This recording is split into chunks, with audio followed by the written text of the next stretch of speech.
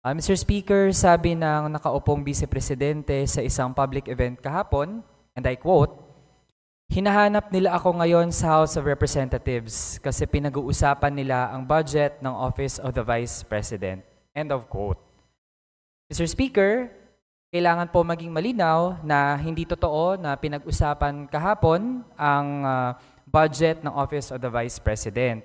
Hindi po iyon mapag-uusapan kasi nga hindi sumipot ang nakaupong Vice President o kahit ni isang duly authorized representative.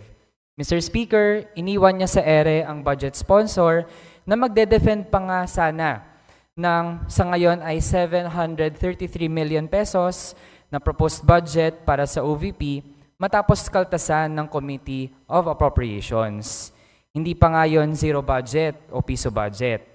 Mr. Speaker, iniwan niya sa ere ang Kamara at pinaghintay ng 17 oras.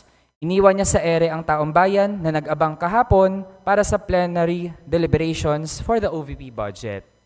It has to be noted, for the record, na nagkakalat pa ang OVP ng panlilinlang sa Facebook page nito.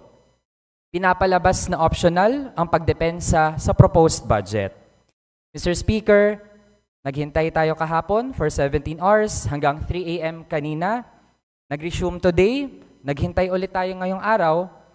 Mr. Speaker, that's because for the OVP to appear and to answer budget-related questions is not an option. It is an obligation, Mr. Speaker.